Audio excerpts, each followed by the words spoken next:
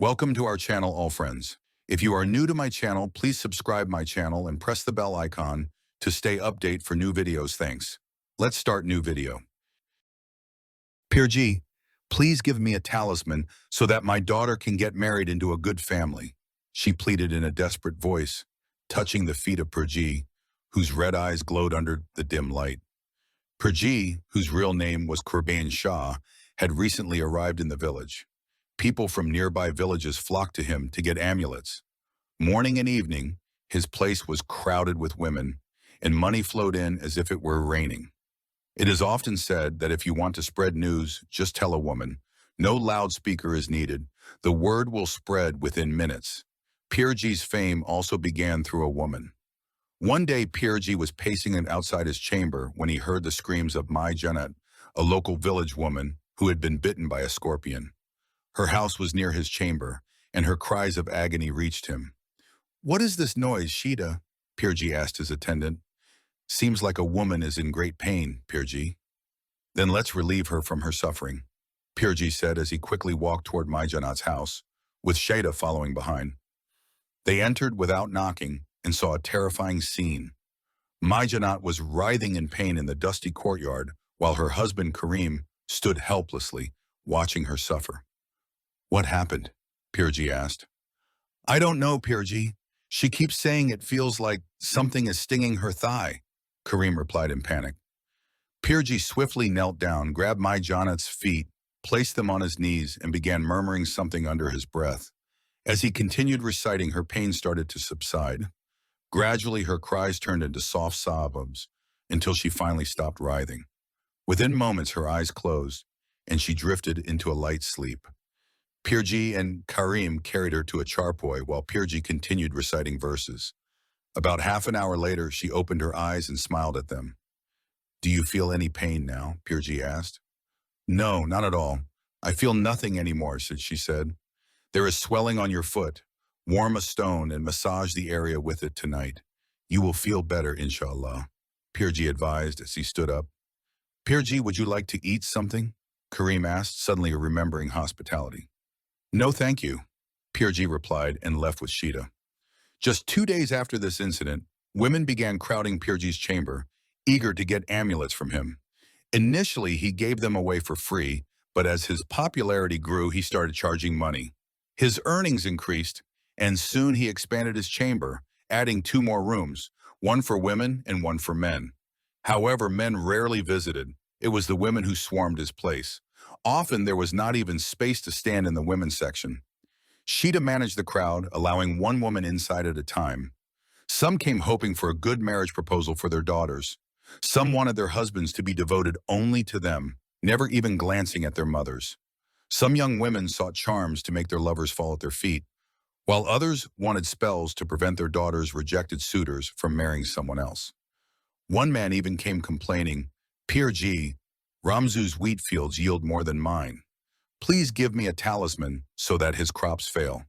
Pirji handed him 4 talismans. "Bury these at the 4 corners of his field," he instructed. And sure enough, Ramzu's field turned barren, while Pirji's followers' faith in him grew stronger. If a woman's husband was having an affair, she would come weeping, "Pirji, my children will suffer. Please free my husband from that witch's clutches." Pirji would give her an amulet, and soon the husband would turn into his wife's obedient servant. In short, Pirji's business was flourishing. No one left empty-handed, and the most astonishing thing was, everyone's wishes come true. People from other cities and villages also began traveling to seek his blessings. His name spread far and wide, but no one cared to ask, who was Pirji really, and where had he come from? All they cared about was that he got the job done. And 12 years ago, this man was simply known as Qurban Shah. Qurban Ali lived in a village in the Sheikhupura district. He was a tall, well-built young man who lost his heart to Shadan, the daughter of a wealthy landlord. But the fire of love burned on both sides. Shadan, too, longed for him. Secret meetings in the dead of night became their routine. The moonlit nights and lush green fields bore witness to their love. Whenever Shadan was with him, Qurban Ali forgot everything, even the reality that she was the landlord's daughter, while he was merely a laborer on her father's land. It was impossible for them to be together. Between them stood an unbreakable wall of wealth and status, and so they made a fateful decision to run away. One night, when the entire village was deep in sleep and Shadin's father, Chaudhry Nur Ilahi, was away in the city, they fled. By the time they had traveled far from the village, exhaustion had taken its toll on Shadin. Walking all night had left her feet covered in painful blisters. As the first light of dawn appeared, they took shelter in a sugar-cane field, hiding from any prying eyes. The whole day they remained hidden among the crops. Shadin had brought along some sweet cakes, which they ate to sustain themselves, drinking water from a nearby stream. As soon as night fell again, they emerged from the sugarcane field and continued their journey. They had no idea where they were going, only that they were bound by love, lost in their own world. But perhaps fate was not on their side. Shadin, raised in comfort, could walk no further. She was utterly exhausted. "How long will we keep hiding in these fields?" she asked Qurban Ali. "Why don't we take a lorry and reach the city safely?" But an unknown fear gripped Qurban Ali. He tried to convince Shadin otherwise, but she burst into tears. "You're not listening to me even now. What hope do I have for the future?" she sobbed, sinking to the ground. Qurban Ali couldn't bear to see her cry. Defeated by her tears, he finally gave in. Moments later, a jeep approached on a dusty road. Qurban Ali hesitantly raised his hand to stop it. The vehicle slowed down, and the sight of the driver sent a chill down their spines. It was Chaudhry Nur Ilahi. The lion had walked straight into his own den. Twisting his mustache, he smirked. Qurban Ali's tongue stuck to the roof of his mouth. He could not utter a single word. "Oye Nathu, Bakshu, grab them!" Nur Ilahi barked at his men, who sat in the back seat of the jeep. In the blink of an eye, the entire scene changed. Nur Ilahi dragged Shadin into the jeep and sped away, leaving behind nothing but the echoes of her screams. Meanwhile, his henchmen mercilessly beat Qurban Ali until he was half dead. Assuming he wouldn't survive, they dumped his unconscious body and left. Qurban Ali awoke in a small hut, his body aching from the brutal beating. A bearded old man sat before him, wearing layers of tattered garlands around his neck. His red eyes, filled with an eerie intensity, stared into Qurban Ali's soul. "You're awake," the old man said. "Yes, yes," Qurban Ali groaned, trying to sit up, but pain shot through his bruised body. The old man handed him some water. "What happened?" he asked. Slowly, Qurban Ali narrated everything. The old man listened silently before asking, "What do you plan to do now?" "I don't want to go back to the village," Qurban Ali replied. "Will you stay with me?" "Yes," Qurban Ali said without hesitation. "Do you know where you are?"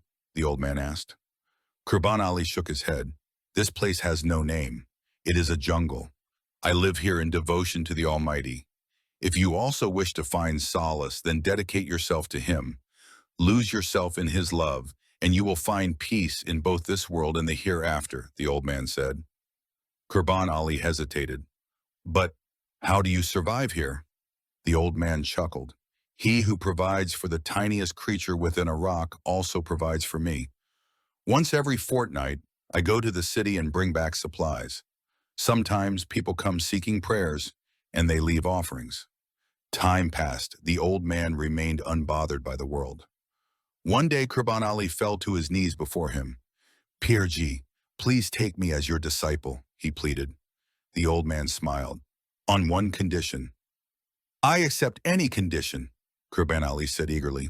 The old man's smile widened. "You will find me steadfast," Qurban Ali said. "First, recover fully. Then I will tell you the conditions," the old man replied. Qurban Ali stared at him in silence. A week passed. His wounds gradually healed. The old man, whom he now called Pir Ji, would bring milk from somewhere, mix it with alum and turmeric, and give it to him to drink. Qurban Ali often wondered, would even my parents have cared for me this much? This thought deepened his respect and devotion toward Pir Ji. Time spread its wings and flew by. Qurban Ali became immersed in his mentor's ways. Pir Ji taught him supplications and spiritual practices. In the last third of the night, he would wake up to offer tahajjud prayers. Gradually, he even forgot Shadin, the first and only love of his life, for whom he had abandoned his village and parents. Now that he had devoted himself to Buds, she no longer crossed his mind. It was as if his youthful mistakes had been erased. Pirji taught him many mystical sciences. 7 years passed in his mentor's company. One day, after offering Fajr prayers and completing his daily recitations, Qurban Ali entered Pirji's chamber, only to find it empty. Pirji was not sitting on his prayer mat. The room was deserted. For days, Qurban Ali waited for his mentor's return, his heart jumping at every sound. But Pirji never came back. Finally, Qurban Ali packed his belongings and set off on a journey. He wandered from village to village, city to city. Wherever he went, people would gather around him. Over time, he settled in a particular village. During his travels, he had come across Shada, much like he had once found Pirji, lying unconscious on the roadside. Now, he had reached this point in life where Pirji had taught him everything. Before leaving, his mentor had made him swear an oath. Never bring harm to anyone. Never use your abilities for injustice. Only pray for what is right. Women, wealth, and land, these three things are the root of all conflicts. But above all, stay away from women. They will lead to ruin. For a long time, Qurban Ali, now known as Qurban Shah, adhered to Pirji's teachings. But slowly he began forgetting those words. Now he was more drawn to the world than to faith. The lines between right and wrong blurred in his eyes. No one ever left his presence disappointed, whether their requests were just or unjust. Over 33 years, his humble lodge transformed into a grand mansion. From the late hours of the night until Fajr, he remained devoted to prayer. No matter how beautiful a woman was, his faith never wavered. Time passed. Then, one day she came. Her voice was filled with sorrow. Pirji, give me an amulet that will bring me death. Qurban Shah, who had been reciting Tasbih with closed eyes, was startled by her words. He slowly opened his eyes and looked at the woman standing before him.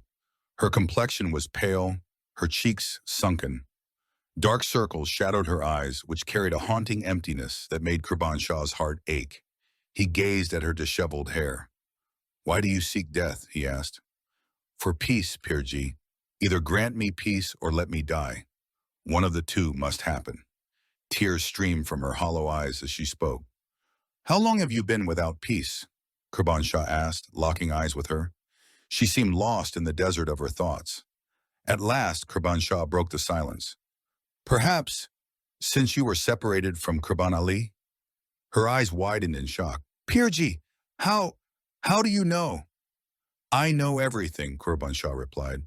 "They married you off, but your heart remained with Qurban Ali," he continued. Yes, it's true," she said, her voice trembling.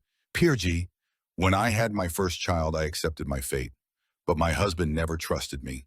He beats me over trivial matters. If I speak to a servant, he lashes me. He accuses me of things I've never even thought of. He is cruel, utterly merciless. But God is my witness, Pirji. Since Qurban and Ali, I have never looked at another man, never loved anyone else. It didn't matter that Qurban Ali was just a laborer or a mere servant.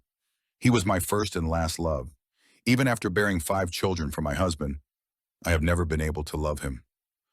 Qurban Ali was my childhood companion. His name was the first to echo in the courtyard of my heart. I loved him with all my soul, Pirji. And now I believe everything is just fate's game. Then why? Why do I still have no peace? I have wealth, children, honor, yet my heart remains restless. Saying this, Shadan broke into uncontrollable sobs. She poured out her heart to Qurban Shah. "Give me an amulet, Pirji, one that will bring me death, so I can finally find peace." Tears streamed down her face, soaking her cheeks. "Shad," the word escaped Qurban Shah's lips. Shadan stared at him, stunned. A memory from a long-forgotten dream surfaced in her mind. Qurban used to call me that too, and his voice had the same honeyed warmth. She studied Qurban Shah's face carefully. The thick black beard and mustache made recognition difficult, but his eyes told her everything. These were the same eyes she had never been able to forget. Eyes that had once been devoted to her. Eyes that spoke, that mirrored emotions, that revealed secrets. "Qurban!" Shadan's lips quivered. "Yes, Shad." Her voice trembled. "That means you're a fake peer." "I am not fake, Shad," Qurban Shah declared. I have endured great hardships. I have spent months in seclusion. I have tied stones to my stomach for weeks to suppress hunger. I have stood on one leg in freezing waters for 6 months, reciting supplications. How can I be fake? He grasped Shadon's hands. In that moment, the love buried deep in his heart stirred awake. The ember of passion that had smoldered beneath layers of devotion suddenly ignited. The nearness of Shad made his heart race. Qurban Shah forgot his status, his vows to his mentor, forgot everything. He was once again the Qurban Ali from 15 years ago, whose heartbeat was Shadon. Qurban, why did you become a peer? She asked. For you. For the first time in 15 years, Qurban Shah told a lie. The moment his beloved stood before him, his world turned upside down. His faith wavered, and love danced in the courtyard of his heart. How do you feel now that you're here? He asked, his voice heavy with emotion. I feel at peace, Qurban, Shadon whispered. A new light flickered in her weary eyes. She had finally seen the man for whom she had endured so much suffering. The same Qurban Ali, her first love. She had married another man, but her heart had remained with Qurban. Her husband, Mohammed Bakhsh, had always been suspicious of her love. That's why he never trusted her. Every time she spoke to a servant, he would lash out at her. He accused her of sins she had never committed. He was a cruel man. Shadon had sworn on God that she had never been unfaithful, but Mohammed Bakhsh never believed her. He often said, a young woman is like fire. The closer a man gets, the more he melts. No matter how hard wax is, it will always melt in heat. And a man is no different. For 15 years, Mohammed Bakhsh doubted her loyalty. A woman who loses her trust once can never regain it. And in his eyes, Shadon was forever untrustworthy. The venom of his suspicions poisoned their marriage. Shadon's mind was always restless. She longed for peace but found none. She had attempted suicide multiple times, but each time the doctors pulled her back from death's door. And now she had come to Pirji, seeking an amulet for death, only to find the very man who had once planted the seeds of love in her heart, the man she had left her family and home for. But fate had torn them apart. Within a month of their separation, her father had married her off to Mohammed Bakhsh. She had gone as a bride, but the pain of leaving Qurban Ali had never left her soul. From the day she became Mohammed Bakhsh's wife, all happiness vanished from her life. Now Shadon started coming to Pirji's mansion every day. She arrived at noon when no one was around. For hours they would lose themselves in each other. After Asr, when people gathered to receive their amulets, Qurban Shah would reluctantly leave his chamber, and Shadon would slip out through the back door. During this time, Mohammed Bakhsh was away, tending to his lands in Chang. He had no idea what was happening in his absence. Shadon changed. She had found love again. Her eyes shone with a dreamy intoxication. Her lips always carried a secret smile. 3 months later, Mohammed Bakhsh returned. He was stunned by the transformation in Shadon. She looked radiant, as if emerging from a long, dark storm into bright moonlight. For the first time in 15 years, Mohammed Bakhsh felt a deep love for his wife. He thought, I have tested Shadon for so long. She is the mother of my grown children now. She made a mistake in her youth, but I should forgive her. For 15 years, she had craved love, love that he had denied her. Now, for the first time in their marriage, Mohammed Bakhsh took her hands and said with sincerity, Shadon, I love you. Shadon was startled by Mohammed Bakhsh's words, because those exact words, she had heard them almost every day from Qurban Shah, and every time they had left her intoxicated.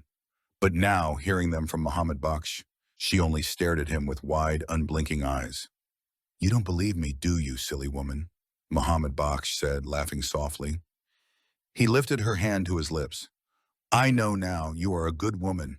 In fact, you have never given me a reason to complain. After marriage, you have lived a life of purity, and now you are the mother of my children. Where would you even go? Just stay in my heart, my queen, he teased, placing her hand over his chest. But Shadon's shock did not waver. Her heart was in turmoil, and it whispered bitterly, now, Mohammed Bakhsh, now you realize my purity, when I am no longer pure, and the one who has stolen me, he is none other than that impostor, that fraud in the guise of a peer. For the first time, Shadon's heart called Qurban Shah a thief.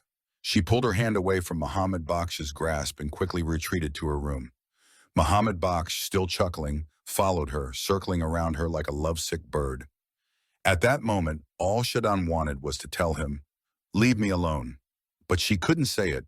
In an instant, she was no longer a lover. She was a wife, a woman bound by her duty, a woman meant to be faithful, a woman who belonged to her husband. And as she stood there, Mohammed Baksh's words echoed in her mind. If only you had loved me like this just a few months earlier. Mohammed Baksh, I would never have betrayed you. Back then, I was innocent, and you called me impure. And now, when I am truly guilty, you call me virtuous? Oh God, what kind of mystery is this? Her head spun, and instinctively she rested it against Mohammed Baksh's shoulder. His arms tightened around her. Shadon had been starving for love, and now that she had it, she felt an unfamiliar peace settle over her. She had found happiness within her home. And Kurban Shah. Kurban Shah was slowly fading into the background. The peace Kurban Shah had given her had only lasted a few stolen hours, moments beneath his love's cascading waterfalls. When she was with him, every inch of her body was drenched in that forbidden ecstasy. But when she returned home, the walls around her had clawed at her, suffocating her. But now, those same walls welcomed her. She felt safe within them. Not once did the thought of death cross her mind anymore. In just a few days, Mohammed Baksh had given her so much love that it washed away 15 years of bitterness.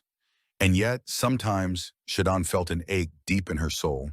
If only, Mohammed Baksh, if only you had loved me like this before you left for Jang, I would never have fallen into Kurban Ali's hands again. But these regrets were swallowed whole inside her heart. She knew the truth. If Mohammed Baksh ever saw the stains on her soul, he would bury her alive. So for now, she decided to live a little longer under the shadow of his love. On the other hand, Kurban Shah was growing restless. It had been an entire month, and Shadon had not returned. The storm within him roared louder with each passing day. The beast of desire had risen once again, its jaws wide open. And now Kurban Shah finally understood. Life without a woman was nothing. But whom could he marry in this village? Everyone held him in the highest regard. People trusted him, respected him. Though by Islamic law he had every right to take a wife, but he had no mother, no sisters, no one to arrange a match for him. And so his soul withered with loneliness. Something inside him shifted. Kurban Shah, who had once lowered his gaze before every woman, who had once listened to their sorrows with a solemn expression, who had once written amulets with the sincerity of a saint. Now his eyes roamed over them like a butcher inspecting livestock at the market. And finally, he found what he was looking for. She had come from another village, Nematpur, with her maid. A round face, dusky skin, deep, coal-lined eyes, thick lashes, onion-tinted cheeks, and rose-pink lips. A delicate, petite girl, like an unripe bud. Kurban Shah was instantly captivated. Desire bloomed in his heart. And now she sat before him, alone in his chamber. Her head bowed. "Pirji," she said, her voice trembling, "give me an amulet, one that will stop my marriage to Atta Muhammad." "Why?" Kurban Shah asked, his voice husky. "Do you love someone else?" Kurban Shah licked his lips before he spoke. Never before had he spoken to a woman in such a way. "No, I don't love anyone else," the girl replied. "What's wrong with Atta Muhammad? Why don't you want to marry him?" "What is there to hide from you, Pirji?" she sighed. "The truth is, Atta Muhammad is my uncle's son. He spends most of his time on the farmland. He has even married someone there. He did so by his own choice, and he himself told me that he does not want to marry me. But since our engagement happened in childhood, my father insists on it. Please give me such a taweez that will make my father refuse this marriage."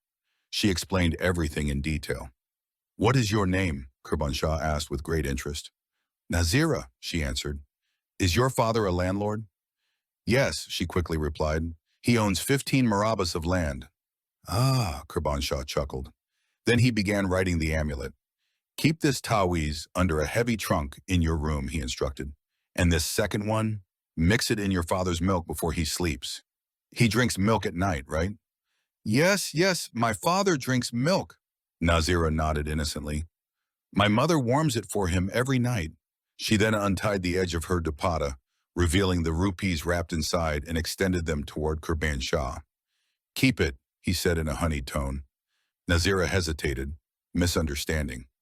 Perhaps Pirji found the amount too little? Pirji, this is not much, she admitted. But if my wish is fulfilled, I will make you happy. Kurban Shah mused. I need to perform another ritual. But for that, I need a lock of your hair.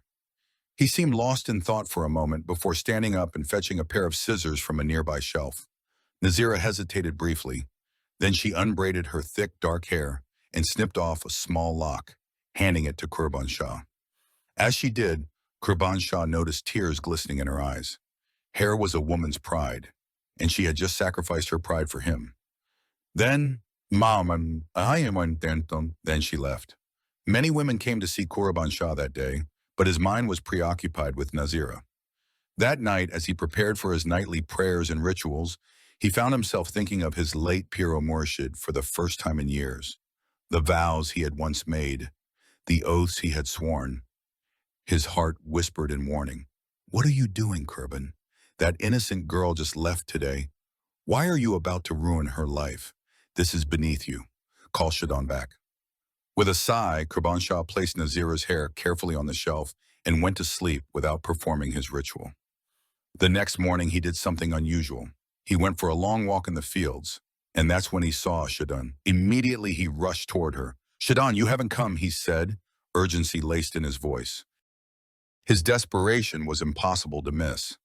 Shadon froze at his sudden appearance, then quickly regained her composure. I will come, she said curtly, before hurrying away. Kurban Shah remained standing there, rubbing his hands together in frustration. His heart ached to reach for her, to pull her into his arms. But she had already vanished, swift as the morning breeze. He returned, disappointed. Day after day, he waited for her. But how could she come? She was now entirely Muhammad Bakhsh's, drowned in his love. Why would she return for a few stolen hours of affection? 2 long weeks passed. Kurban Shah spent them tossing and turning in restless nights. But Shadon never came. And so one night he took Nazira's lock of hair from the shelf and placed it on the ground. He traced a circle around it, and then he sat beside it, chanting his incantations. Hours passed. 3, perhaps more. Then suddenly the door creaked open. Kurban Shah's closed eyes fluttered open. A slow smile stretched across his lips. His ritual had succeeded on the very first attempt. Nazira stood there. Her condition was wretched. She looked as though she had been in deep sleep and had walked here in a trance. Murmuring something under his breath, Kurban Shah watched as she trembled like a fish out of water. And then suddenly she flung herself into his arms. She had no sense of where she was. No idea that in an instant, the once brightly lit room had plunged into darkness. The sun was high when Nazira's mother shook her awake. Nazira, what's wrong? You slept so long. Are you feeling unwell? Bakht Jahan asked, concerned. Nazira blinked in confusion, running her fingers through her hair. I don't know, Mother. I just felt so sleepy, she murmured. I don't know what kind of curse has settled over this house, Bakht Jahan muttered, worried. Even your father has fallen into this strange trance. He sleeps early and wakes up only after the sun is high. He even misses his Fajr prayers. She sighed. And now you are the same. Come now, at least get up and eat. It's already midday, her mother added, before walking away. Nazira stretched and reached for her dupatta, but when a scream almost escaped her lips, Nazira stared in shock. Her fair feet were covered in dirt, even though she had washed them thoroughly before going to bed. The hem of her shalwar was torn, and when she looked at her arm, it was covered in scratches. What is happening to me? She thought anxiously as she rushed to her dressing table. Looking into the mirror, her reflection seemed strange. Maybe I scratched myself in my sleep, she reassured herself. But the same thing kept happening every 3rd or 4th night. Every morning she would wake up to find her feet muddy, her body aching, and no memory of what had happened. Have I started sleepwalking? She wondered. Little did she know that Kurban Shah had given her such powerful amulets that he could summon her at will. She thought the charms were only meant to break off her engagement with Atta Muhammad, so she faithfully mixed them into her parents' milk every night. Meanwhile, Kurban Shah's dark rituals gave him full control over her mind and eventually her body. Every night she would unknowingly fall under his spell, and by morning she would be back in her own bed, utterly unaware of what had transpired. Weeks passed and Nazira became increasingly withdrawn. Her once lively laughter had faded into silence. Her eyes always seemed to be searching for something unknown. Then came the fateful night when Kurban Shah summoned her once again. He spoke to her in a soft, hypnotic voice, whispering, "Very soon I will take you away from here. We will go to the city and get married." Nazira giggled, resting her head on his chest and playfully running her fingers through his beard. Kurban Shah gently caressed her cheeks. "One day we will escape together," he promised. "Oh, so you're feeding her the same lies you told me 15 years ago?" A voice snarled from the shadows. Kurban Shah stiffened. He turned to see Shadan standing there, her eyes blazing with fury. "I won't let you turn another girl into what you made me," she spat. "I will end you, Kurban Shah." From within the folds of her shawl, she pulled out a dagger and drove it straight into his chest, right where Nazira had rested her head just moments ago. Kurban Shah gasped. Blood gushed from the wound. "Nazira, come to me," he croaked, trying to summon her. But before Nazira could react, Shadan slashed his neck, severing his head from his body. She wasn't done. She hacked at him in a frenzy, cutting out his eyes, slicing his tongue. Blood splattered everywhere, but she felt nothing. Calmly, she walked back home, changed out of her blood-soaked clothes, washed herself clean, and slipped into bed. The next morning, she tossed the evidence, her stained garments, into the tandoor and burned them. The next morning, when Nazira's mother, Bakhtha B, went to wake her up, she found the room empty. Panic gripped her. "Where is Nazira?" she whispered to herself, frantically searching the house. The horrifying thought that had briefly crossed her mind was now impossible to ignore. Her daughter was missing. Trembling, she sent for her husband, Malik Rahim Qureshi, who rushed back from his dera. The moment he heard the news, he collapsed onto a chair, holding his head in his hands. Chaos erupted in the household. Servants were scolded for not keeping watch. Bakhtha B kept fainting from distress.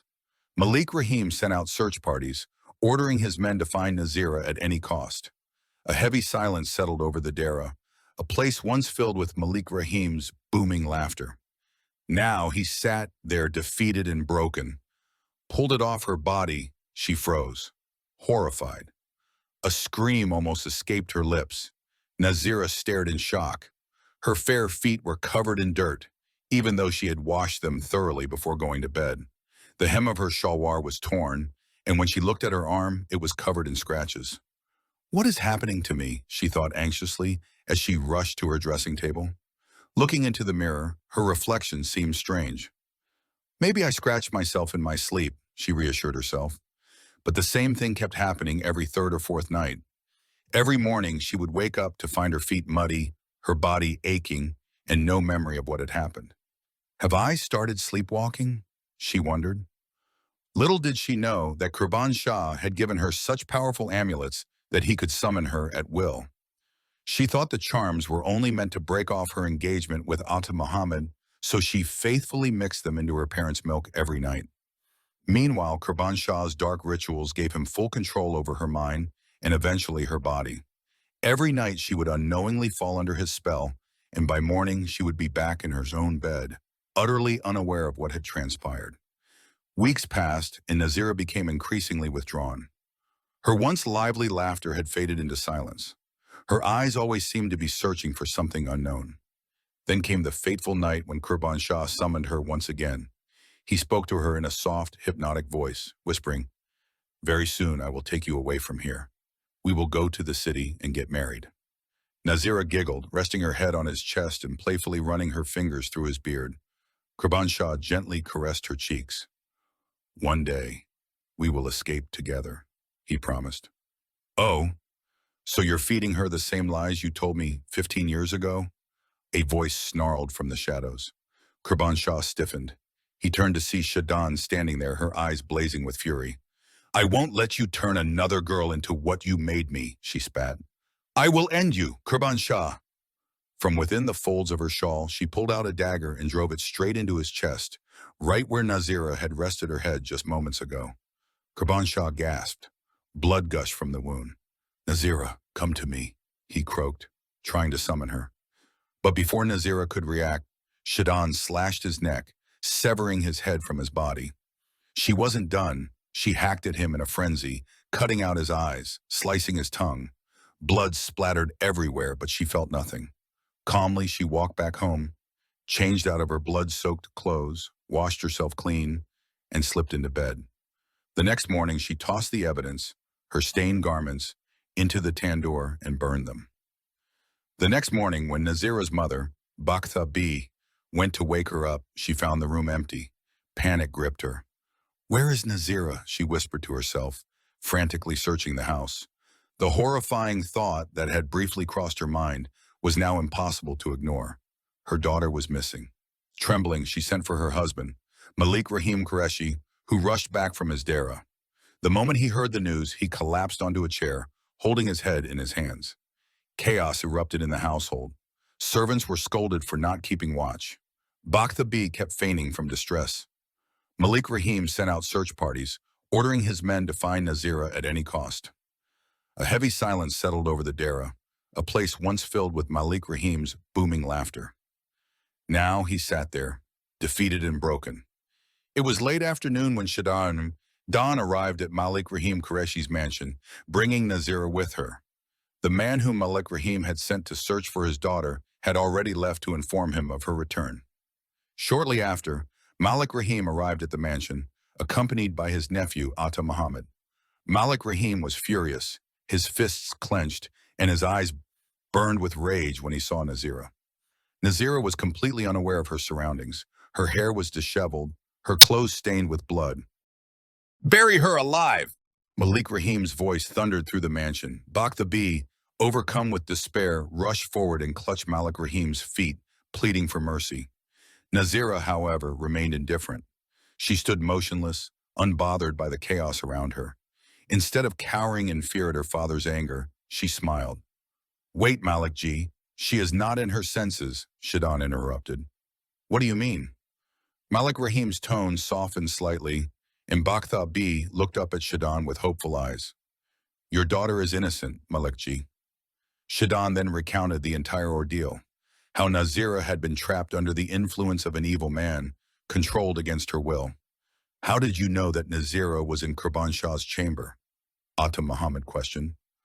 A wave of hesitation crossed Shaddan's face. She blushed and fell silent. Her silence was answer enough. She had been to Kurban Shah's chamber before. After a moment, Shaddan lowered her gaze and spoke. I saw Kurban Shah convincing Nazira to run away with him. I couldn't bear to see another girl's life ruined as mine was. So I took a dagger, and I beheaded him.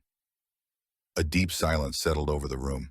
Had Malik G's man not arrived in our village, looking for her so quickly, things would have turned out very differently. The police might have gotten hold of Nazira. When I learned she was missing, I went back and found her still sitting there, unaware of everything next to Kurban Shah's lifeless body. Shaddan paused before adding, Kurban Shah never allowed anyone to disturb him before evening prayers. That's why no one knew what had happened to him yet.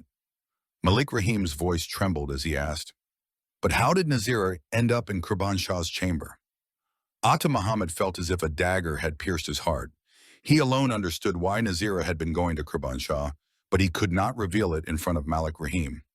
However, a deep shame washed over him. He had doubted Nazira's character without knowing the truth.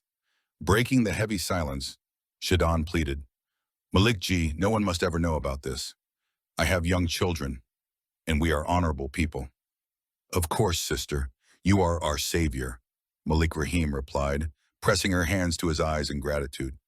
Tears welled in Shaddan's eyes. Time passed, but the mystery of Kurban Shah's death was never solved. The police, failing to find any evidence, eventually closed the case. Their final suspicion was that Kurban Shah had been murdered by someone whose wishes he had failed to fulfill.